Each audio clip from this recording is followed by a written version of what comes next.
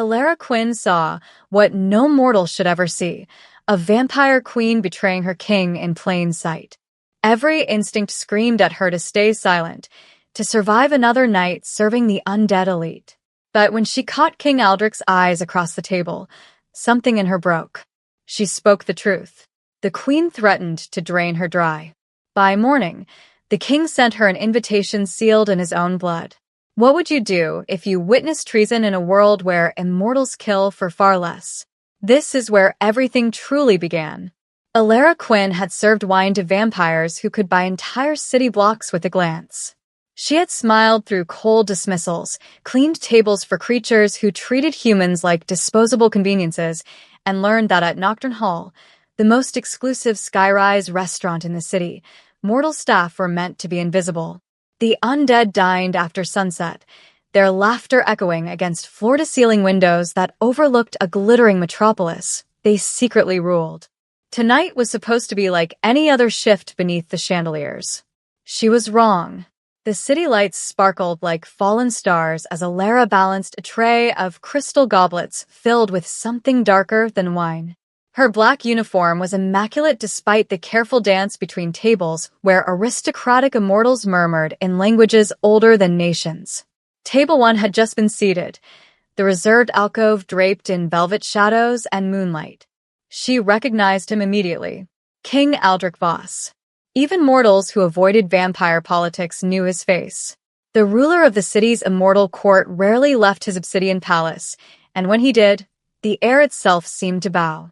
Tonight, he sat like a sculpture of dark elegance, his black suit fitted perfectly, ruby eyes burning with ancient power.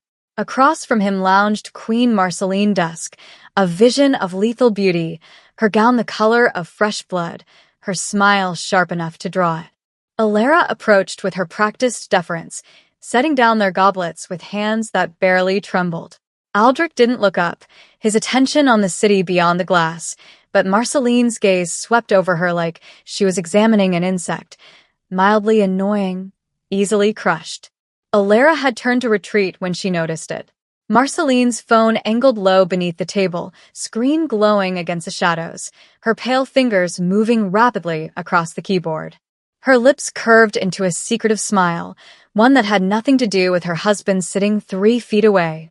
Alara's eyes flicked toward the darkest corner of the restaurant where a figure stood impossibly still, blending with shadows that clung to him like old friends. When his gaze locked with Marceline's, he smirked, predatory, knowing, and inclined his head slightly. Marceline's smile widened, fangs glinting. Alara's blood turned cold. She recognized him from whispered rumors among the staff. Riven Hale, the commander who'd been executed for treason centuries ago. Except he was very much alive, watching the queen with an intimacy that made Alara's stomach twist. She had seen affairs before, secret touches, stolen glances, the universal language of betrayal. But this was different. This wasn't some scandal among mortals. This was Queen Marceline Dusk, and she was conspiring with a dead man while her king sat oblivious beside her. Alara told herself to walk away. She was a waitress earning enough to survive, not a spy playing games with immortal royalty. Vampires killed humans for far less than this. But something stopped her. Maybe it was the way Aldrich sat there, powerful yet unaware, his trust weaponized against him. Maybe it was the cruelty in Marceline's eyes, the entitlement of someone who believed she could betray a king without consequence. Or maybe Alara was simply tired of watching predators devour everything while people like her stayed silent and afraid. She returned to their table 15 minutes later with fresh napkins, her heart hammering so violently she thought they'd hear it. Vampires always heard heartbeats. She arranged the silverware slowly, then leaned close to Aldrich, her voice barely a breath.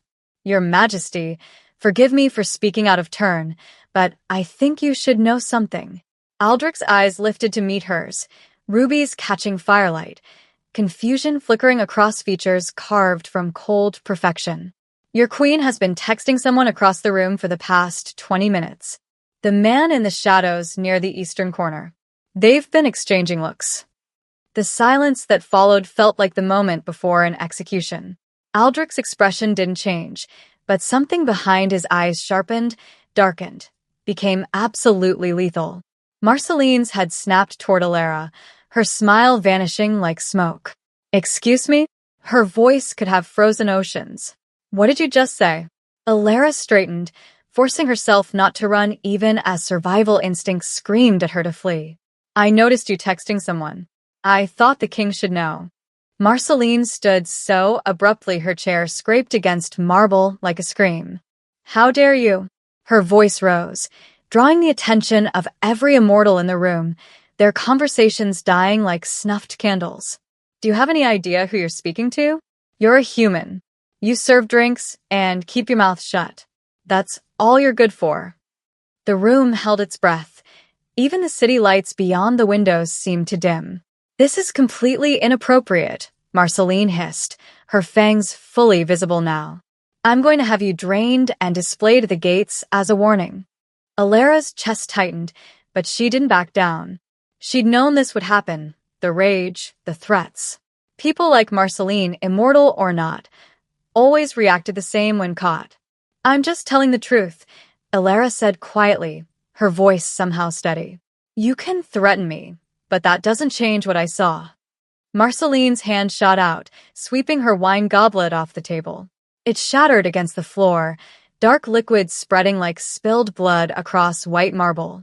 Guests gasped. Servers froze mid-step. The entire restaurant seemed to crystallize around this single moment. "This is your fault," Marceline snarled, leaning close enough that Alara could see the ancient hunger in her eyes. "You just signed your own death warrant." But Aldrich hadn't moved. He sat perfectly still, his gaze shifting slowly from Alara to Marceline, then toward the shadows where Riven Hale now looked distinctly uncomfortable, his smirk long gone, replaced by something almost like fear.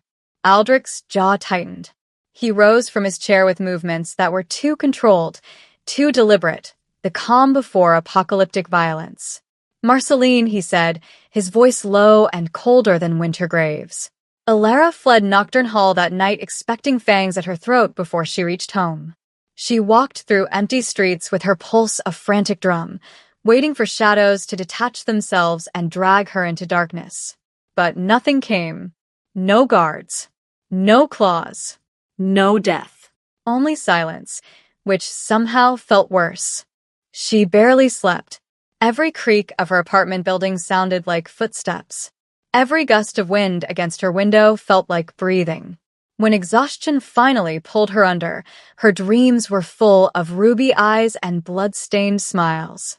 Dawn arrived gray and cold. The tapping started just after sunrise, soft, insistent, wrong. Alara's eyes snapped open. The sound came from her window, rhythmic and deliberate. She sat up slowly, heart already racing, and pulled back the thin curtain. A raven perched on the fire escape. Its feathers were black as oil slicks, eyes like burning coals. In its talons it clutched a black envelope, pristine against the rust and grime of the metal grating. The bird tilted its head, watching her with intelligence that was distinctly unnatural, then tapped the glass again with its beak. Alara's hands trembled as she opened the window. Cold air rushed in, carrying the scent of old stone and something metallic, blood. The raven dropped the envelope onto her windowsill, let out a sound halfway between a croak and a whisper, then launched itself into the morning sky and disappeared. The envelope was heavy, made of paper that felt more like fabric, sealed with black wax. A crimson smear marked the seal, fresh blood, still glistening, still warm to the touch despite the frigid air. Her name was written across the front in silver ink that seemed to shift in the light. Alara Quinn. Her fingers shook as she broke the seal. The wax cracked like breaking bones. Inside, a single card of midnight parchment, words written in that same liquid silver. Alara Quinn. You will attend the Obsidian Palace at dusk. Come alone. Do not be late. The signature beneath was written in blood, dry to a dark rust color but unmistakable. Aldrich Voss. Her knees nearly gave out. She sank onto her bed, staring at the summons like it might transform into something less terrifying if she looked long enough. A royal summons. From the Vampire King himself. This wasn't a thank you. This was. She didn't know what this was, and that terrified her most of all. By noon, word had spread through the network of mortal staff who served the immortal elite. Alera's co-workers called, their voices tight with barely concealed panic.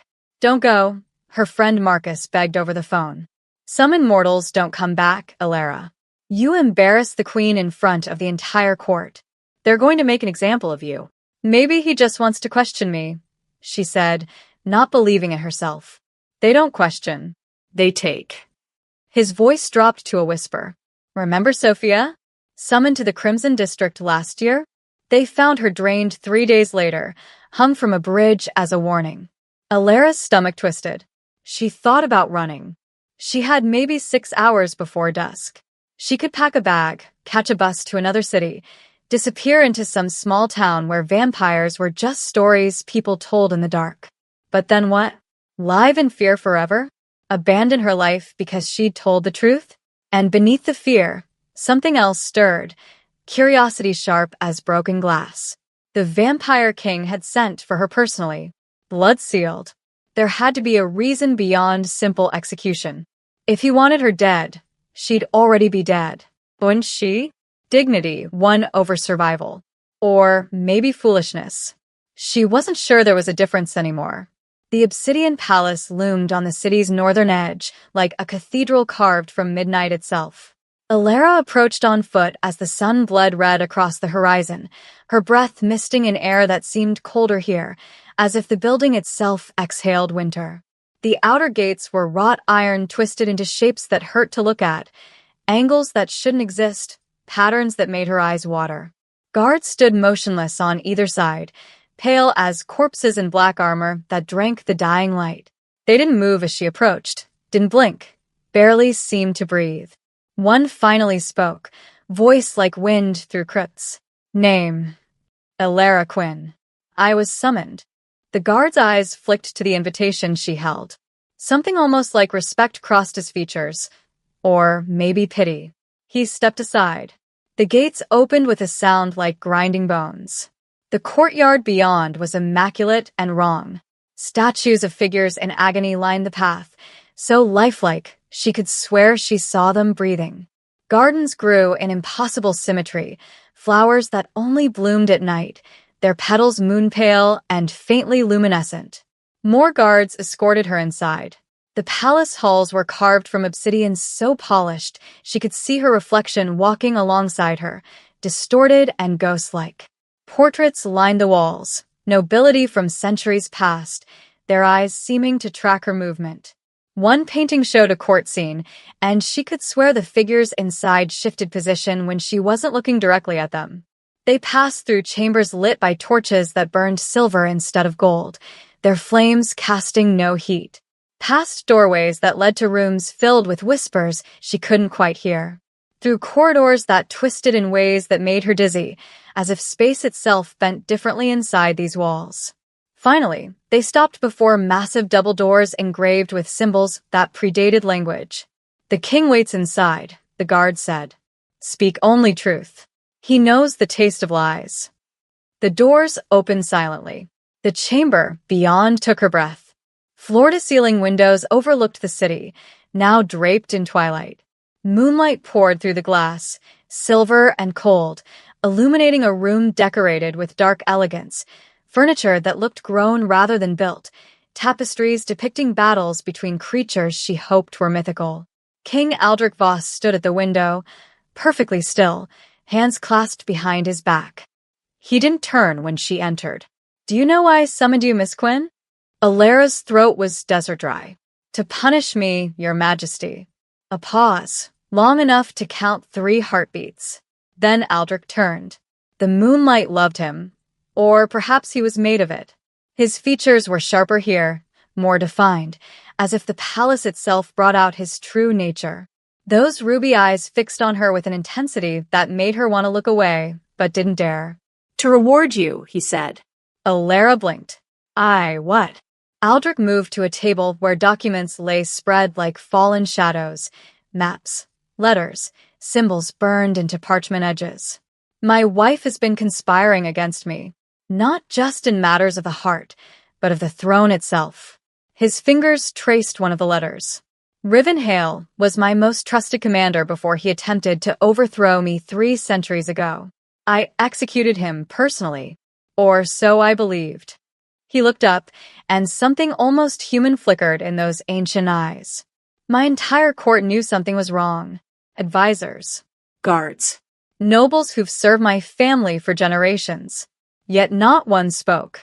They watched treason unfold and stayed silent out of fear, ambition, or apathy. He stepped closer. You, a mortal with everything to lose, warned me anyway. You saw what others ignored. That kind of honesty is rarer than immortality, Miss Quinn. I don't understand, Alara whispered. What do you want from me? Aldrich's smile was knife-thin. I'm offering you protection. Purpose. Serve at my side. Help me expose the full extent of my queen's betrayal. In return, your life will change in ways you cannot yet imagine. Why me? His gaze held hers, unblinking, absolute. Because you were not afraid to tell a king the truth when everyone else chose comfortable lies. Thunder rumbled beyond the palace walls. Somewhere in the depths of the building, something howled. What do you say, Alara Quinn? Will you step into a world you can never step back out of? Alara's voice came out steadier than she felt. What exactly would I be doing? Aldrich circled the table, his movements liquid grace wrapped in controlled power. You'll attend court functions. Observe. Listen. Report what you see and hear. He paused, ruby eyes gleaming. You'll be my eyes where I cannot look, my ears where walls have learned to lie. A spy, if you will, though we'll call you a court attendant to avoid complications. And if I'm caught, then you die. His bluntness was almost refreshing. Marceline is cunning, and Riven even more so. They've survived centuries by eliminating threats. You would be a very obvious threat. You're not making a compelling case. A ghost of a smile touched his lips. I'm making an honest one. I don't deal in pretty lies, Miss Quinn. If you accept, your life becomes mine to command. But in return, I protect you with the full weight of my throne. No vampire in this city would dare touch you without answering me. He extended his hand, palm up. The choice is yours, but it must be made now, and it must be bound in blood. Alara stared at his outstretched hand. Every rational part of her screamed to run. But she'd already crossed a line the moment she'd whispered truth to a king. There was no going back to invisibility now. Marceline would hunt her whether she accepted or not. At least this way, she'd have a chance. I accept. Aldrich's expression didn't change, but something flickered in his eyes. Satisfaction, perhaps, or relief. Then we seal the pact. He withdrew a silver dagger from his coat, the blade etched with symbols that seemed to writhe in the moonlight. Without hesitation, he drew it across his palm. Blood welled up, darker than human blood, almost black in the silver light. Give me your hand. Alara's heart hammered as she extended her right hand. Aldrich's fingers were cold as he took it, turning her palm upward. He pressed his bleeding hand against hers, and the contact sent ice through her veins. The words he spoke were in a language older than the city, older than memory. The air thickened. Shadows in the room deepened, reaching toward them like curious hands. Alara felt something searing into her skin, burning beneath where their hands met. When Aldrich released her, she gasped.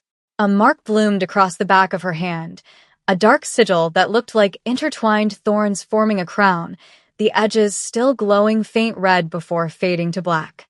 It didn't hurt, exactly. It felt alive, pulsing in rhythm with her heartbeat. What is this? She whispered, flexing her fingers. My mark. A binding oath sealed in blood. Aldrich's voice was grave. It means you belong to my house now. Any vampire who sees it will know you're under my protection.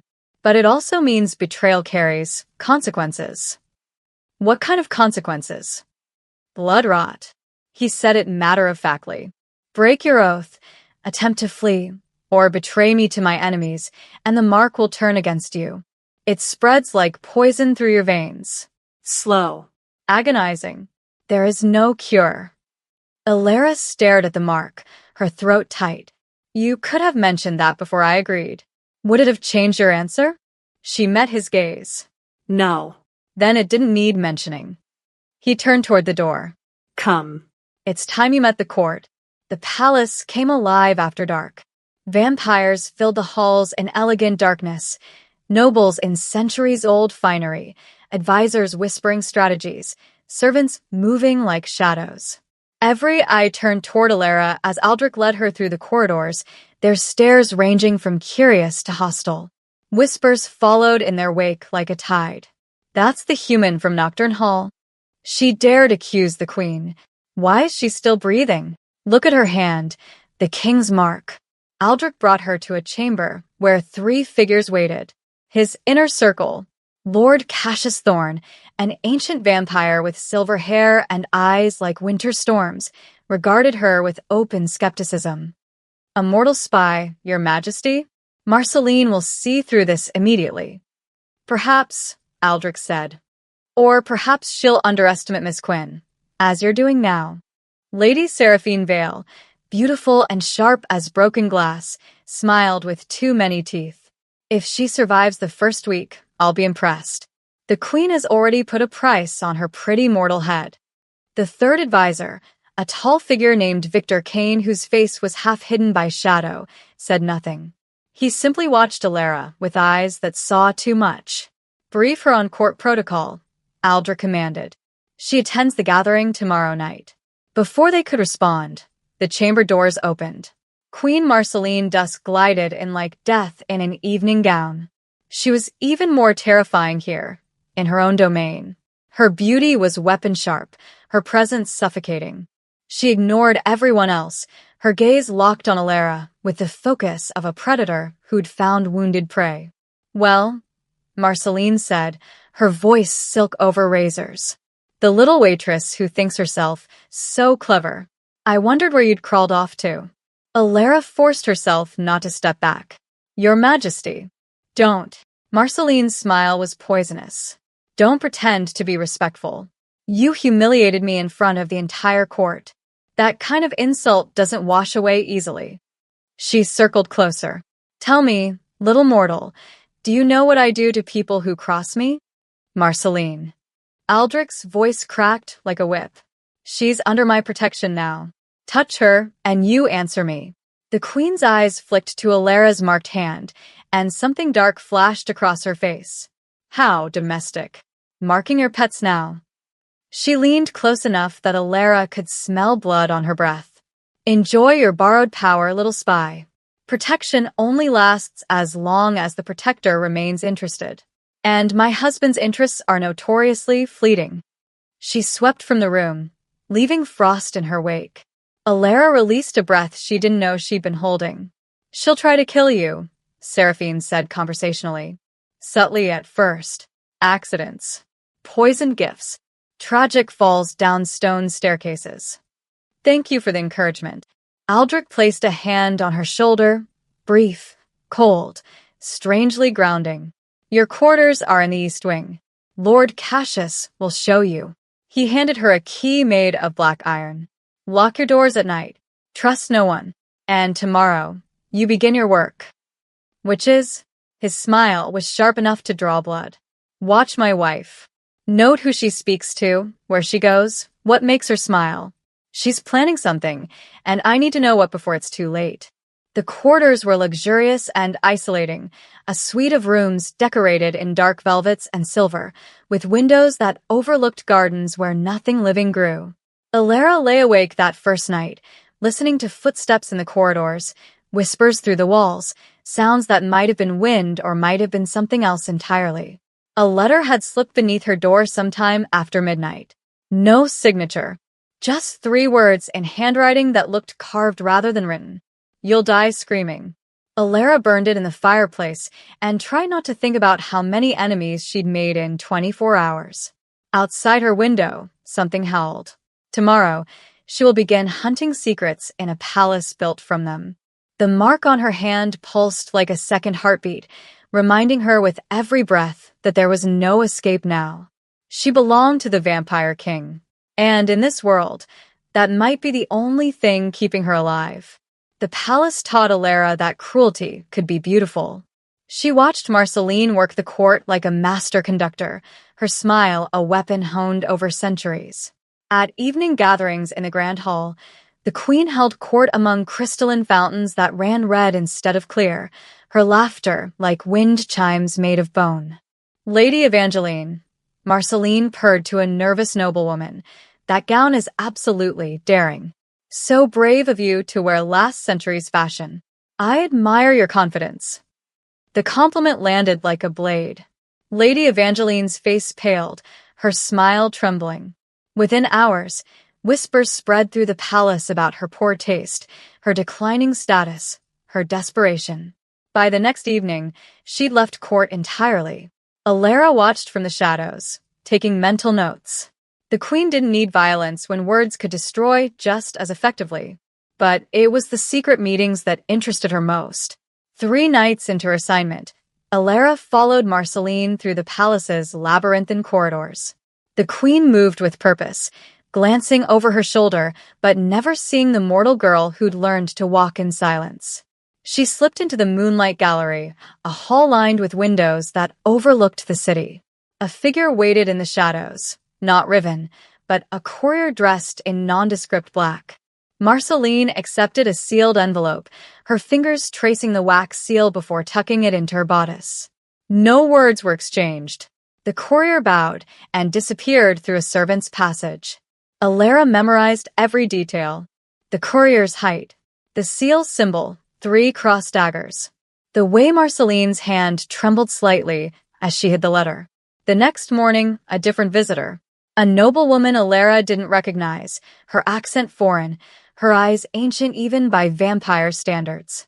They spoke in hushed tones near the blood fountains, and Alara caught only fragments. The eastern clans are ready. When the moon goes dark. Riven sends his regards. Evidence was accumulating like frost on glass, delicate, undeniable, dangerous. Lady Seraphine cornered Alara in a corridor 3 days later, her smile predatory and knowing. You're watching the queen.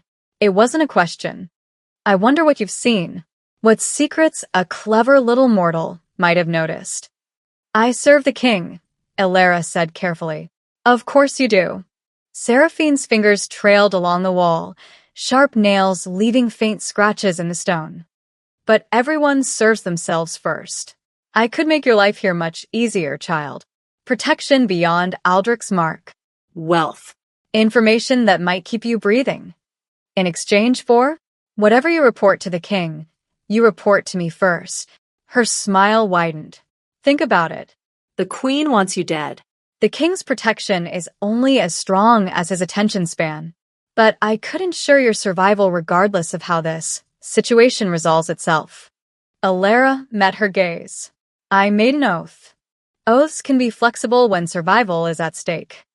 Not mine. Seraphine's expression hardened, beauty turning glacial. Pity. Loyalty is such a fatal flaw in mortals.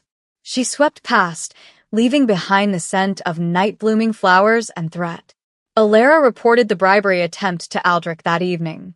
She found him in his private study, surrounded by maps and documents that chronicled centuries of vampire politics. He listened without interruption as she detailed everything. The courier, the foreign noblewoman, Seraphine's offer, the fragments of conversation about eastern clans and dark moons. You refused Seraphine's offer, he said when she finished. Yes. Why? Because I gave you my word. She met his eyes. And because I'd rather die honestly than survive as a traitor. Something shifted in Aldrich's expression, walls lowering just slightly. Riven would have accepted without hesitation. That's how I knew, in the end, that he'd betray me. You were close, Alara said carefully. Before. Aldrich moved to the window, hands clasped behind his back. Closer than brothers. We fought wars together, built this kingdom from ash and blood. I trusted him with my life, my throne, my secrets. His voice went cold. He repaid that trust by attempting to assassinate me and seize power. I executed him in front of the entire court, burned his body to ash, scattered the remains. But he's alive. Apparently, Aldrich's jaw tightened, which means someone powerful resurrected him, and Marceline brought him back into my home, into my bed, while plotting with him to finish what he started. The pain beneath his words was raw, ancient, terrible. "I'm sorry," Elara said softly. He turned to her, surprise flickering across his features. "You pity me? I understand betrayal by people you love. It doesn't hurt less just because you're immortal." Their eyes held. The distance between them suddenly felt charged, dangerous in a different way. Aldrich crossed the room in 3 strides, stopping close enough that she could feel the cold radiating from him. "You're different from anyone I've known in centuries," he said quietly. His hand lifted, fingers brushing the mark on her hand. The touch sent electricity through her veins. Honest in a world of lies. Brave without the benefit of immortality. Alara's breath caught. "Your Majesty," Aldrich. His thumb traced the edge of the mark. "When we're alone, call me Aldrich." The moment stretched, taut as wire. Then he stepped back, the walls rising again, though something lingered in his gaze. "Continue watching her. Report everything." "Of course." She turned to leave, but his voice stopped her at the door. "Alara?" She looked back. "Thank you. For refusing Seraphine. For keeping your oath." A pause. Not many would. She nodded and slipped into the corridor, her heart racing for reasons that had nothing to do with fear. That night, Elara heard voices near the Queen's chambers. She pressed herself into an alcove, barely breathing, as Marceline's voice drifted through a half-open door. "Tomorrow night, the old chapel in the Forest District. Tell Riven I'll bring the final piece we need." A male voice responded, too low to identify. "And the king?" Marceline's laugh was sharp as broken glass. "My dear husband won't know until his throne is already burning. By the time he understands what's happening, we'll have already won." Footsteps approached. Elara fled before she could be discovered, her pulse thundering. She had to tell Aldrich. The Queen was meeting Riven tomorrow night. And whatever they were planning, it was happening soon. Elara told Aldrich everything that night, her words tumbling out in urgent whispers. He listened with the stillness of a predator deciding when to strike, ruby eyes burning brighter with each revelation. "The old chapel," he repeated. "Tomorrow night. She said she's bringing the final piece. Whatever they're planning happens soon." Aldrich's voice was winter itself. "I need proof. Irrefutable evidence that even the court cannot deny." His gaze fixed on her. "Can you follow her without being detected?" Alara's throat tightened. "You want me to spy on the Queen meeting a resurrected traitor in a secret location? I want you to be my eyes where I cannot go. If I follow her, she'll sense me immediately. Vampires always know when their own kind is near." He stepped closer. "But immortal? You're beneath her notice. Invisible. Until I'm not. Then don't get caught." No comfort in his words, just brutal honesty. "I wouldn't ask if there were another way. But I need to know exactly what they're planning, who else is involved, what this final piece is." His hand found hers, cold fingers wrapping around her marked hand. "Can you do this?" Elara thought about refusing, about saying she was a waitress, not a spy, not someone equipped for this kind of danger. But she'd already crossed too many lines to turn back now. Yes. The next night, Elara dressed in black borrowed from the servants' quarters and waited in the shadows near the Queen's chambers. Midnight came and went. Then, just past 1, Marceline emerged. She'd abandoned her usual elegance for something darker, a hooded cloak that swallowed light, movements swift and purposeful. Elara followed at a distance, heart hammering against her ribs. They moved through the palace's forgotten wings, past corridors that hadn't seen use in decades. Dust lay thick on ancient floors. Portraits watched with eyes that had witnessed centuries of secrets. Marceline navigated with the confidence of someone who'd made this journey many times before.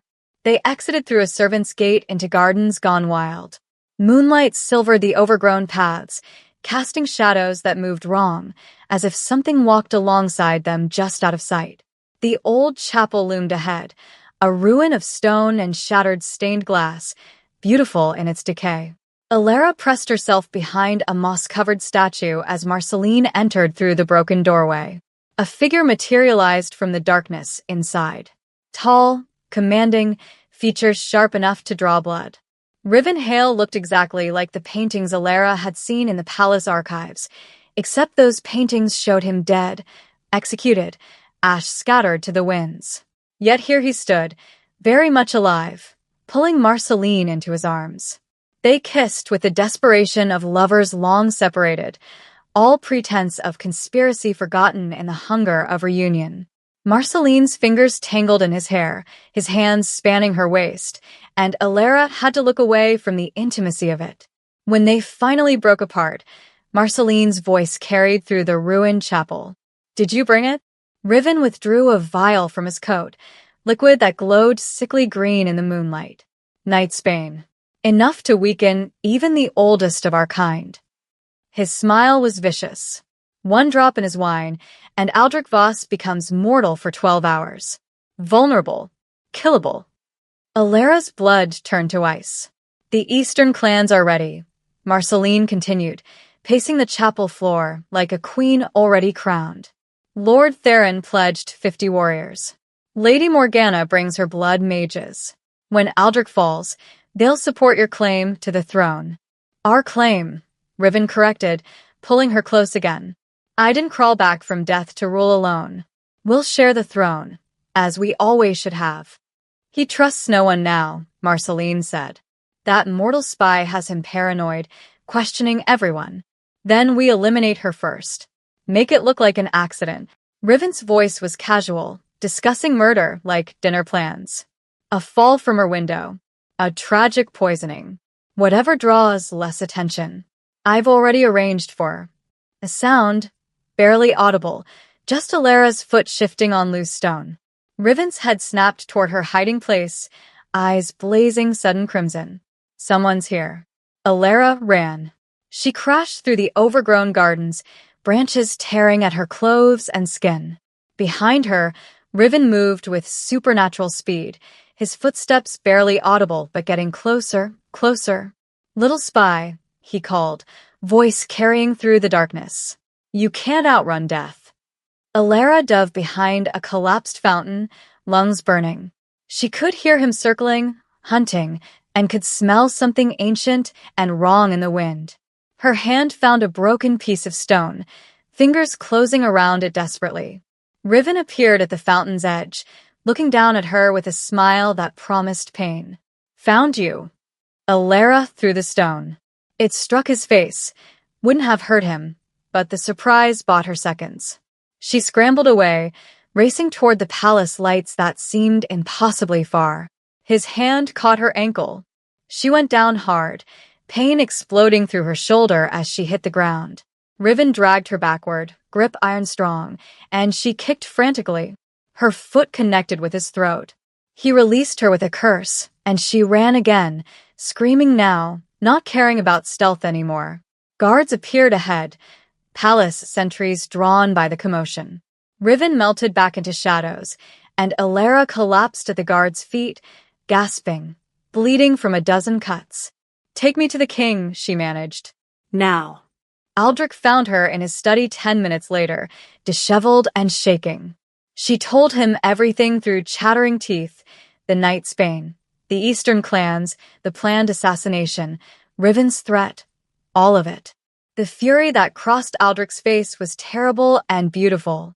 His hands clenched until she heard bones crack. The temperature in the room plummeted. When he spoke, his voice could have shattered steel. "They poisoned my wine. They recruited my nobles. They planned to butcher me in my own home." Each word was precisely controlled, rage-leashed but barely. "And they threatened you." "The evidence." "That's enough." He crossed to her, tilting her chin up to examine the cuts on her face. His touch was surprisingly gentle. "You could have died tonight, but I didn't. You're bleeding."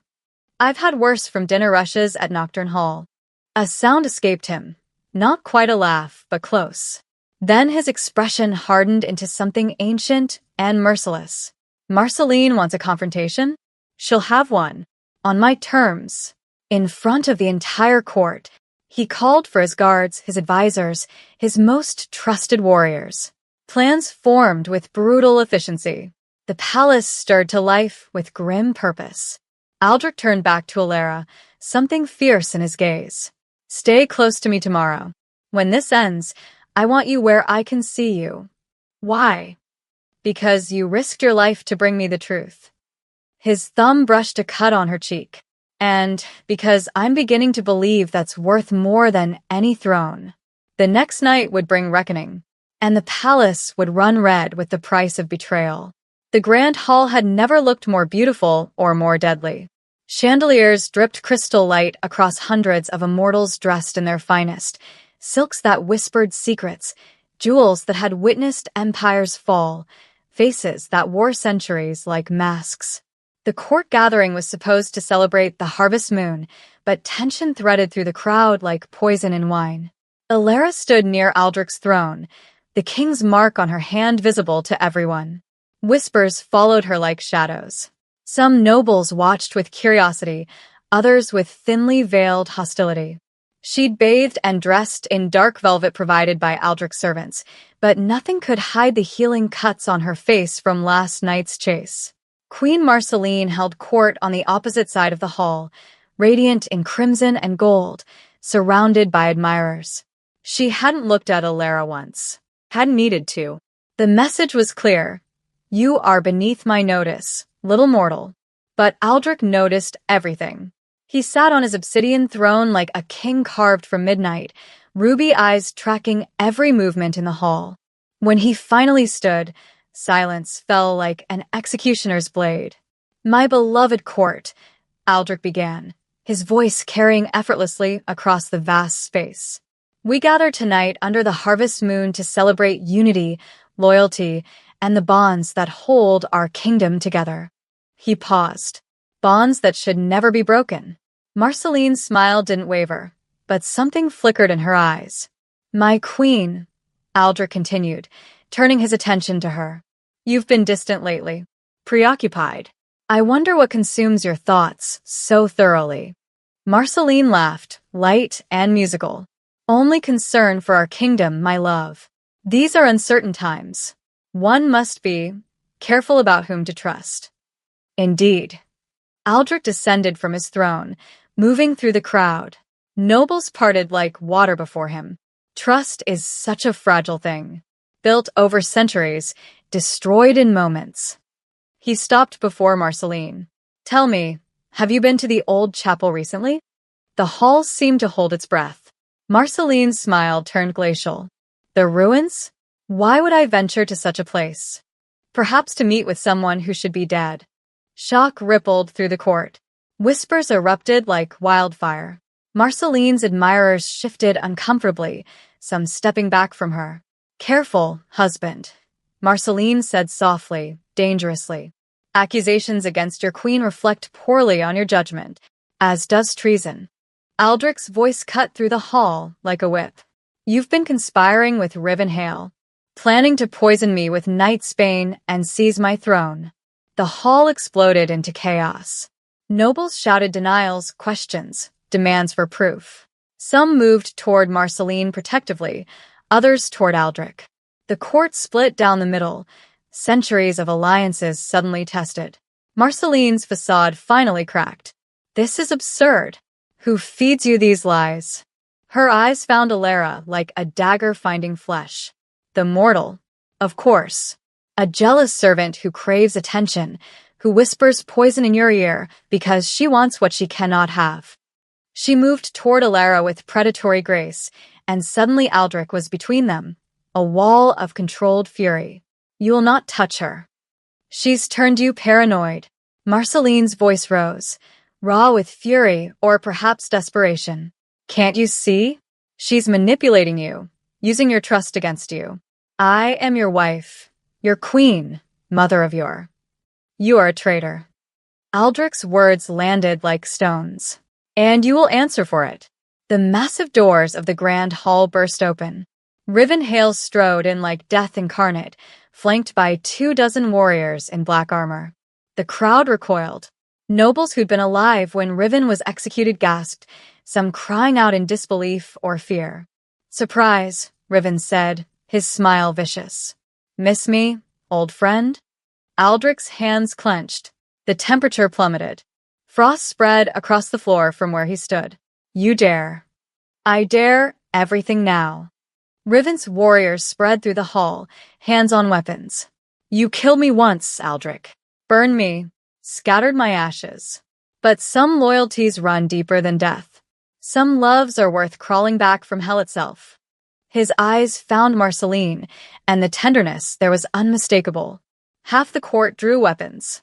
The other half looked torn, uncertain, caught between two powers that could destroy them all. Alara's hand went to the small blade Aldrich had given her that morning, knowing it would be useless against immortals, but needing something to hold. "This doesn't have to end in bloodshed," Riven continued. "Abdicate. Leave the city. We'll let you live in exile, just as you should have let me live." "You tried to assassinate me in my sleep," Aldrich said coldly. "I tried to save this kingdom from your weakness." Riven's voice hardened. "You've grown soft, Aldrich. Marking mortals, trusting humans with our secrets. You're not fit to rule anymore."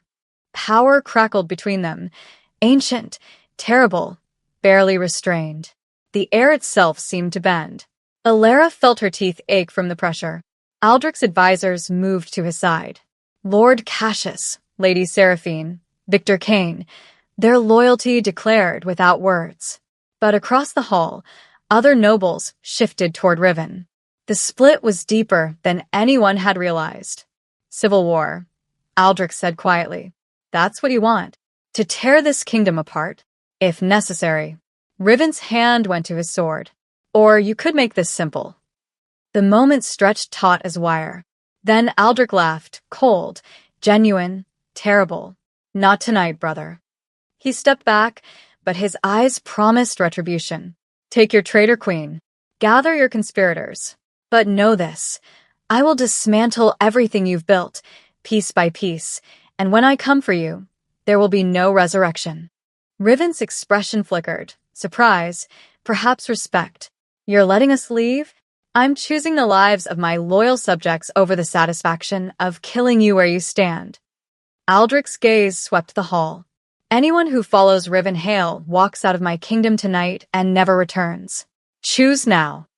Some nobles moved toward Riven immediately. Others hesitated, then joined. Maybe 30 out of 200.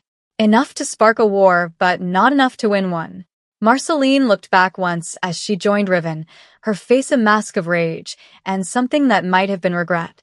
Then they were gone, and the grand hall felt emptier, colder. Aldrich turned to his remaining court. "Anyone harboring traitors will share their fate. Anyone with information comes forward now." Then he looked at Alara, and the concern in his eyes surprised her. "You stay with me tonight. Every moment." She nodded, understanding. Marceline would strike back. Soon. The attack came at midnight. Alara was in Aldrich's private study when the window shattered. A figure in black lunged through, blade aimed at her heart. She dodged left, her waitress reflexes saving her, and the knife buried itself in the chair where she'd been sitting. Aldrich moved like lightning, slamming the assassin against the wall with enough force to crack stone. The attacker's hood fell back, revealing a young vampire Alara recognized from Marceline's inner circle. "Who sent you?" Aldrich's hand closed around the assassin's throat. "The queen sends her regards." The vampire choked out, then smiled. "You can't protect her forever." Aldrich snapped his neck, without hesitation. The body crumpled. He turned to Alara, checking her for injuries with hands that trembled slightly. "Are you hurt?" "No." Her voice failed. The reality crashed over her. They tried to kill her. Would keep trying. "This ends soon," Aldrich promised, pulling her close. "I swear it." But they both knew the war had only just begun.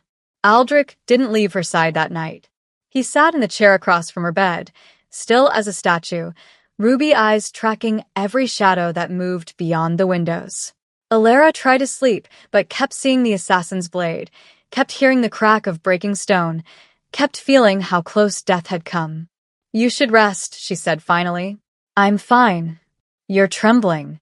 She looked down at her hands. He was right. Someone tried to kill me, and failed. Aldrich's voice was granite. "They won't get another chance. You can't watch me every moment. Watch me." No humor in it, just absolute conviction. He stood, crossing to her bedside, and sat on the edge carefully, as if approaching something fragile. "Alara, I've ruled for 3 centuries. I've fought wars, survived assassinations, executed traitors without hesitation. But tonight," his jaw tightened.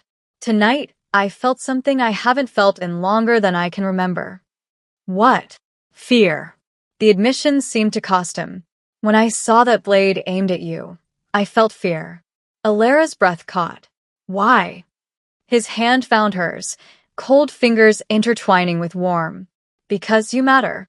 Somewhere between your first warning and tonight, you became more than a spy, more than an asset. You became," he paused, searching for words, "someone I cannot afford to lose."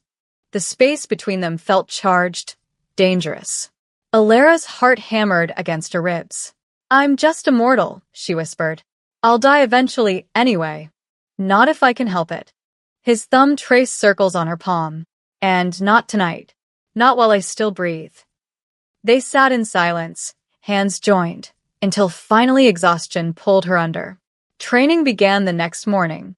"If you're staying in my world," Aldrich said, leading her to a private chamber beneath the palace, "you need to survive it." He taught her to fight, not with the grace of immortals, but with the desperate efficiency of someone who had everything to lose. How to use her smaller size as an advantage. Where vampires were vulnerable despite their strength. Which weapons actually worked against the undead. "Silver slows us," he explained, demonstrating himself with a small blade. The cut healed slowly, reluctantly. Not enough to kill, but enough to buy you time. "And what kills you?" "Decapitation. Heart destruction. Fire." His smile was grim. "Sunlight, obviously, though none of us have seen true dawn in centuries." Between combat lessons, he taught her palace secrets, hidden passages behind portraits, escape routes through forgotten tunnels, safe rooms sealed with blood magic. He showed her the vault where ancient treaties were stored, revealed which nobles could be trusted, and which were likely feeding information to Marceline. "Lord Cassius seems hostile," Alara said one afternoon, nursing bruised knuckles from training. "He's testing you. Cassius respects strength, loyalty, and survival." Aldrich examined her hands, his touch clinical but lingering. "You've demonstrated all 3. Their eyes met. The moment stretched. "I should let you rest," Aldrich said, but didn't move. "You should," Alara agreed, but didn't pull away. He leaned closer, his breath cold against her lips. "Tell me to stop." A knock shattered the moment. Victor Kane entered, his expression grim. "My lord, we have a problem." Aldrich pulled back, walls rising instantly. "Speak." "Marceline and Riven have been recruiting. Eastern clans, rogue vampires from the wastelands, mercenaries who'll fight for blood and coin." Victor laid out reports on the table. "They're gathering an army." Alara studied the documents. Numbers, locations, names. "How many?" "At least 300 fighters. Maybe more." Aldrich's jaw tightened. "Then we raise our own. Send ravens to the northern houses, the coastal lords, anyone who still honors the old alliances. Tell them their king calls." Over the following days, the palace transformed into a war camp. Warriors arrived from distant territories, ancient vampires who remembered when Aldrich first claimed his throne, younger immortals eager to prove themselves, human servants who'd sworn blood oaths. Weapons were sharpened, strategies debated, alliances negotiated. Alara watched it all from Aldrich's side, learning the brutal politics of immortal warfare. She sat in war councils where lords argued about territory and honor. She walked battlements where sentries kept watch for enemy scouts. She became familiar with names and faces, with who could be trusted when steel met flesh. And through it all, the tension between her and Aldrich built like gathering storm clouds. One night, after a particularly brutal council session, she found him alone in his study, staring at maps marked with troop movements. "You should eat something," she said. "I don't need food." "You need blood, then." His eyes met hers, something dangerous flickering in their depths. "Are you offering?" The question hung between them, weighted with meaning beyond the words. Alara's pulse quickened. She should say no. Should maintain the distance between king and subject, immortal and mortal. Instead, she stepped closer. "Would you accept?" Aldrich moved faster than thought, suddenly inches away. "Do you understand what you're suggesting? A vampire feeding from you creates a bond. Intimacy. Connection that goes beyond." "I know." His hand cupped her face, thumb tracing her jaw. "Alara, I trust you." "You shouldn't." But his eyes betrayed him, showing hunger and something deeper. "I could lose control. Take too much. I haven't fed from a mortal inn." "Then don't." She placed her hand over his heart, feeling no beat beneath. "But stop pretending this is just about strategy and survival. I see how you look at me. How? Like I'm the only real thing in a palace of ghosts." He kissed her then, cold lips against warm, desperate and restrained all at once. His hands tangled in her hair, pulling her closer, and she melted into him despite every rational reason not to. The kiss tasted of winter and longing and things that shouldn't exist, but did anyway. When they finally broke apart, both were breathing hard. Well, she was. He simply stared at her like he discovered something unexpected and precious. "This complicates everything," he murmured. "I know. We're going to war. I know that too. And if something happens to me..." She pressed a finger to his lips. "Then we make sure nothing does." The discovery came 2 nights later. Lord Cassius burst into the war room where Aldrich and his advisors were planning. "We have a traitor." Inside the palace. He threw documents onto the table, intercepted messages, coded communications, evidence of someone feeding Marceline detailed information about troop movements, supply lines, and Aldrich's strategy. Who? Aldrich's voice was deadly calm. "We're still investigating. But they're close, my lord. Someone with access to these meetings, these plans." Cassius's expression was stone. "Someone we trust." Alara felt ice in her veins. A spy among them, feeding secrets to the enemy. "Find them," Aldrich commanded, "before they get us all killed." But in a palace full of immortals who'd survived centuries through cunning and betrayal, finding one traitor might prove impossible.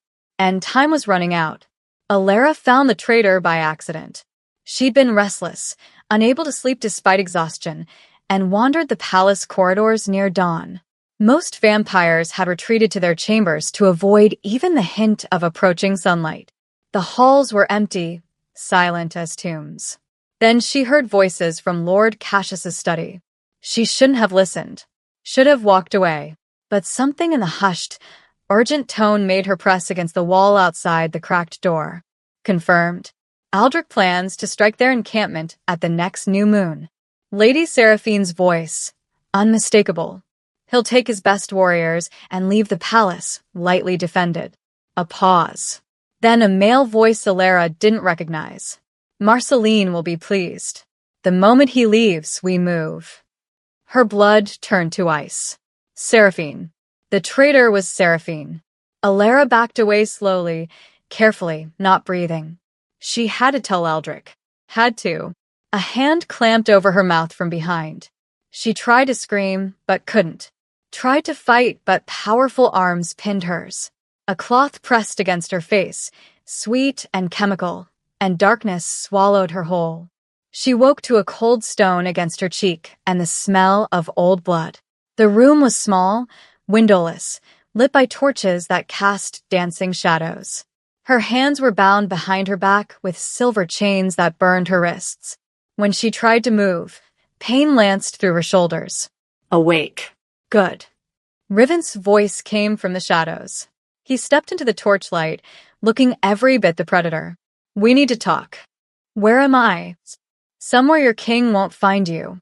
Not in time, anyway. He crouched before her, studying her face with clinical interest. The mortal who started all this. I almost admire your courage. Almost. Seraphine. Has been very useful, yes. Vampires are easy to turn when you offer them what they truly want. In her case, a seat of power in the new regime. His smile was cruel. She was never loyal to Aldrich, just waiting for the right moment to switch sides. Footsteps echoed. Marceline swept into the room like a queen entering her throne room. She'd abandoned her elegant gowns for something darker, more practical, leather and steel, dressed for war. But her beauty remained weapon-sharp, her eyes glacial. The little waitress, she said, circling Alara like a shark. Do you know how much trouble you've caused me? Good. Alara managed through the pain. Marceline's hand shot out, gripping Alara's jaw hard enough to bruise. Aldrich was supposed to be distracted, indulgent, easy to manipulate. Then you whispered in his ear, turned him suspicious, paranoid. You ruined months of careful planning. Why? Alara asked. You were queen. You had everything. Everything. Marceline laughed, bitter and sharp. I was an ornament. A beautiful thing Aldrich kept because tradition demanded a queen. He never loved me. Never truly saw me as equal. She released Alara's face with a shove. But Riven does. We should have ruled together from the beginning, before Aldrich's jealousy tore us apart. Riven moved to Marceline's side, their connection obvious in every gesture. Aldrich couldn't accept that she loved me first, that we had plans, dreams, a future. So he executed me for treason. That was really just his wounded pride. You tried to assassinate him, Alara said. After he banished me, Riven corrected. After he threatened to kill Marceline if she ever spoke my name again. We were defending ourselves against a tyrant. You're rewriting history. Marceline's eyes flashed. History is written by victors. And we're about to win. She pulled a vial from her belt, the same sickly green liquid Alara had seen before. Night Spain. Aldrich will come for you. His precious mortal pet. And when he does, we'll be waiting. He'll kill you both. Not when he's mortal and vulnerable. Marceline smiled, vicious and triumphant. Not when his own court turns against him. Not when he's watching you die. Alara's stomach dropped. I'm bait. Finally catching on. Riven checked his weapons, silver daggers, a sword that looked ancient and deadly. Seraphine is sending him a message now. Your location. A plea for help. He'll come running, and we'll end this tonight. He won't come alone. We're counting on it. His loyal lords, his best warriors, all in one place. All convenient to eliminate at once. Marceline leaned close, her breath cold against Alara's ear. You should have stayed invisible, little mortal. Should have kept serving drinks and ignoring what didn't concern you. Now you'll die knowing you led your king to slaughter. Footsteps thundered in the corridor outside. Shouts. The clash of steel. Riven grinned. Right on schedule. The door exploded inward. Aldrich stood in the smoking doorway like vengeance incarnate, eyes blazing crimson, power radiating from him in waves that made the torches flicker. Behind him, Lord Cassius and a dozen warriors in battle armor. Let her go, Aldrich said, voice colder than death itself. Or what? Riven drew his sword. You'll kill me again? I didn't stay dead the first time. I'll make sure this time. Aldrich stepped into the room, and the temperature dropped. Frost spread across the stone floor. Release her. Now. Marceline pulled a blade, pressing it to Alara's throat. One step closer, and she dies. Aldrich froze, something cracking in his expression. Don't. Oh, you care. Marceline's smile widened. How delicious. The great Aldrich Voss, brought low by a mortal. How the mighty have fallen. This is between us, Aldrich said. Let Alara go. Face me like you've wanted to for 3 centuries. Face you? Riven laughed. I want to destroy you. Everything you are, everything you've built. Starting with what you love. He moved toward Alara, but Aldrich was faster. What followed was violence beyond mortal comprehension. Aldrich and Riven collided with force that cracked stone. Cassius and the warriors engaged Marceline's hidden guards who poured from side passages. The room became a battlefield. Flashing steel, supernatural speed, blood painting the walls. Marceline kept her blade at Alara's throat, using her as a shield, eyes wild with desperation or madness. This isn't how it ends. We were supposed to win, but Aldrich fought like a force of nature. He broke Riven's defense with brutal efficiency, centuries of suppressed rage unleashed. Each blow was calculated destruction, pushing Riven back, toward the wall. You took everything from me, Aldrich snarled. My trust, my friendship, my wife, and now you threaten her? He slammed Riven against the stone hard enough to crater it. You die. Finally. Permanently. Wait. Marceline's blade pressed harder against Alara's throat, drawing blood.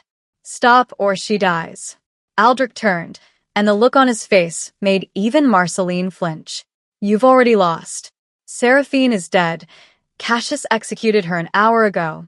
Your army is scattered. Your allies abandoned you. He took a step forward despite the blade. There's nowhere left to run. Then we all die together. Marceline's hand trembled. But Alara had been working on her bonds. The silver burned, but desperation gave her strength. The chains loosened, snapped. She threw herself sideways, away from the blade.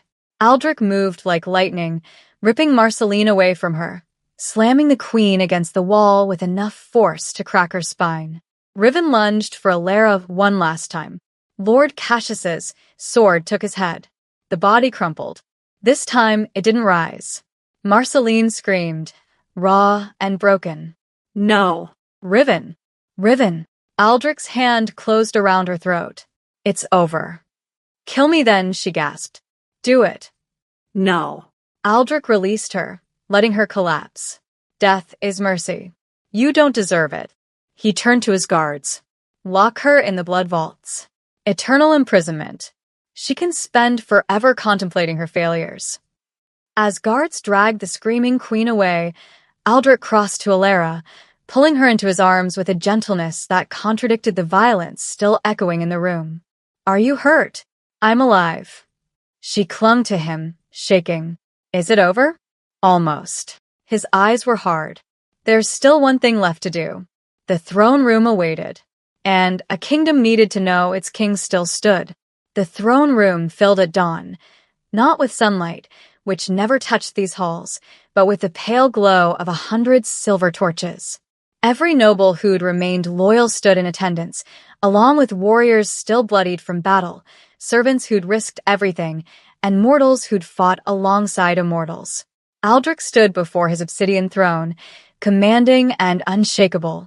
Alara remained at his side, the cuts on her throat bandaged but visible, a reminder of how close they'd come to losing everything. Riven Hale is dead, Aldrich announced, his voice carrying through the vast chamber. His body burned to ash and scattered in running water. There will be no resurrection this time. A murmur rippled through the crowd. Relief, satisfaction, grim triumph. Queen Marceline Dusk has been imprisoned in the blood vaults beneath the palace. She will remain there until the sun itself goes dark. His eyes swept the assembly. Let this be a lesson. Treason carries eternal consequences. Lord Cassius stepped forward. And those who conspired with them? The eastern clans who joined Riven's cause are hereby banished from our territories. Any found within our borders will be executed on sight. Aldrich's tone hardened. Seraphine Vale betrayed us all. Her name is struck from our records. She will not be remembered. The court absorbed this in weighty silence. Then Victor Kane spoke. What of those who remained loyal, who fought and bled for the throne? They will be rewarded as they deserve. Aldrich gestured to Cassius. Lord Thorn, you exposed the traitor in our midst. I name you Lord Commander of my guard, with authority second only to my own. Cassius bowed deeply, genuine respect in his ancient eyes. Aldrich continued distributing honors, territories, titles to those who'd stood firm when the kingdom teetered on the edge. With each pronouncement, the court solidified around him, a throne reforged in blood and loyalty. Then his gaze found Alara. "Alara Quinn," he said, and the room fell silent. "Come forward." She approached on unsteady legs, aware of every eye tracking her movement. When she reached the throne, Aldrich descended the steps to stand before her as an equal, not a subject. "You came to this court as a mortal with nothing but courage and honesty. You exposed treason when my own nobles stayed silent. You risked your life repeatedly to serve a kingdom not your own." His hand lifted, fingers brushing the mark on her hand, still there, still pulsing with their bond. "You've earned more than gratitude." He drew a small vial from his coat. The liquid inside shimmered crimson and silver, catching torchlight like captured stars. "This is my blood, refined through ancient magic. One drop transforms mortal into immortal. You would never age, never sicken, never die by time's hand." He held it out to her. "You could stand beside me not as an advisor, but as an equal. Rule this kingdom together. Build something that lasts beyond human lifetimes." The offer hung in the air, monumental and terrifying. Alara stared at the vial, at the future it represented. Immortality. Power. An eternity beside a king who looked at her like she mattered more than any throne. But also, an eternity as something other than human. Watching everyone she'd known grow old and die. Drinking blood to survive. Becoming the very thing she'd served. "And if I refuse?" she asked quietly.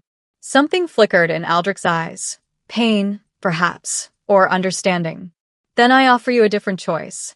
A position in my court as High Advisor. Wealth, protection, influence.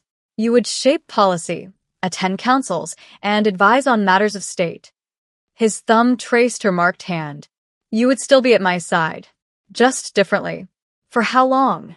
"A human lifetime." His voice went soft.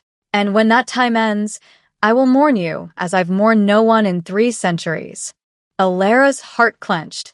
Both choices came with impossible weight. Immortality meant losing her humanity. Mortality meant losing him, eventually, to time's inexorable march.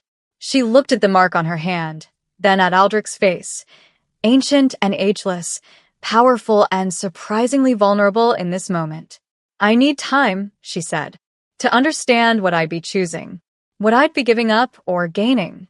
Disappointment flashed across his features, but he nodded. "Of course. Take what time you need." He tucked the vial away. "Until then, you serve as High Advisor. The court will respect you as they respect me." He turned to address the assembly. "Alara Quinn is under my direct protection and authority. Any who harm her answer to me personally." His smile was sharp enough to draw blood. "I suggest you all remember that." The nobles bowed, acceptance rippling through the crowd.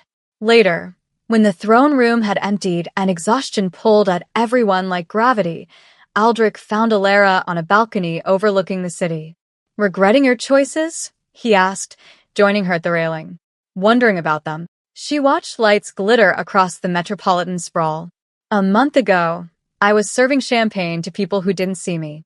Now I'm advising a vampire king on matters of state. Does it frighten you?" "Terrifies me." She smiled. "But I'm still here." Aldrich's hand found hers, cold fingers intertwining with warm. "You don't have to decide about the blood. Not tonight, not tomorrow. Maybe not ever. And you be content with that? Watching me age while you stay frozen? I'd be content with you choosing your own fate." His eyes held hers. "You've had enough people trying to control your destiny. I won't be another." They stood in comfortable silence, watching the city that had nearly torn itself apart and somehow survived. "I love you," Aldrich said quietly. "I thought you should know. Before you make any decisions. Before time steals the chance to say it." Alara's breath caught. 3 words that should have been impossible between mortal and immortal. Waitress and king. Yet they felt inevitable, like they'd been building since the moment she'd whispered truth to power. "I love you too," she whispered back. "Which is why I need to be sure about what comes next. Then be sure." He pulled her close, pressing a kiss to her forehead. "I've waited 3 centuries. I can wait longer." Weeks passed. The kingdom stabilized. Alara learned to navigate court politics with the same skill she'd once used to navigate dinner rushes. She advised on treaties, mediated disputes, became the voice of reason in a world of immortal extremes. And slowly, the answer crystallized. One night, she found Aldrich in his study and placed the vial of transformed blood on his desk. His eyes widened. "You've decided?" "I have." She met his gaze. "I want this. Not because I'm afraid of dying or because I want power, but because there's work to do, and one lifetime isn't enough to do it. Because I want to stand beside you not as a temporary advisor, but as a permanent partner." "You're certain?" Terrified and certain. She smiled. "Isn't that how all the best decisions feel?" Aldrich uncorked the vial, his hands steady despite the emotion in his eyes. "Once you drink this, there's no going back. I know. You'll outlive everyone you knew. I know that too. And you'll be bound to me in ways that go beyond the mark. Blood to blood, soul to soul." "Good." She took the vial from him. "I choose this. I choose you. I choose the kingdom we'll build together." She drank. The transformation was fire and ice, agony and ecstasy, death and rebirth compressed into moments that stretched like eternity. When it ended, she opened eyes that saw the world in sharper detail, heard heartbeats from distant rooms, felt power thrumming through veins that no longer needed to beat. Aldrich caught her as her legs gave out, holding her through the transition. "Welcome to immortality," he murmured against her hair. "My queen." The coronation happened 3 months later, a spectacle of dark elegance as Alara Quinn was crowned queen beside King Aldrich Voss. The court witnessed a mortal transformed, a waitress who'd seen truth and spoken it, who'd climbed from invisibility to immortal royalty. As the obsidian crown settled on her head, Alara thought about the girl she'd been, serving drinks to people who never saw her, surviving on hope and minimum wage, invisible in a world of predators. That girl was gone. In her place stood something new. Someone forged in blood and loyalty, marked by destiny, crowned by choice. She came as a waitress who dared to warn a king. She left as the queen who would rule beside him for eternity. And every immortal in the city would remember her name.